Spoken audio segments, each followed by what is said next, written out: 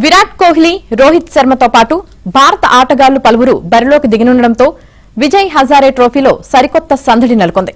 ఇవాళ్టి నుంచి టోర్నీ జరగనుంది. రిషబ్ పంత్, శుభమన్ గిల్, సూర్యకుమార్ యాదవ్, అభిషేక్ శర్మ కూడా తమ తమ జట్ల తరపున బరిలోకి దిగుతున్నా అభిమానుల దృష్టి మాత్రం కోహ్లీ, రోహిత్ పైనే ఉంది. బీసీసీఐ ఆదేశాల నేపథ్యంలో 15 ఏళ్ల తర్వాత విరాట్ ఈ దేశవాళీ టోర్నీలో ఆడుతున్నాడు.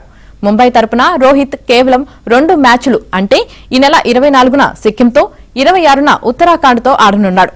కోహ్లీ ఢిల్లీ తరపున ఎన్ని మ్యాచ్లు ఆడతాడనే దానిపై స్పష్టత లేదు.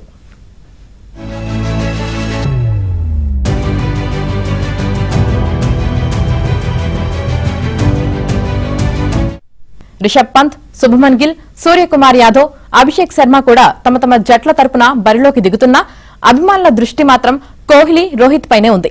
బీసీసీఐ ఆదేశాల నేపథ్యంలో 15 ఏళ్ల తర్వాత విరాట్ ఈ దేశవాళీ టోర్నీలో ఆడుతున్నాడు. ముంబై తరపున రోహిత్ కేవలం 2 మ్యాచ్లు అంటే ఈ నెల 24న సిక్కింతో, 26న ఉత్తరాఖండ్తో ఆడనున్నాడు. కోహ్లీ ఢిల్లీ తరపున ఎన్ని మ్యాచ్లు ఆడతాడనే దానిపై స్పష్టత లేదు.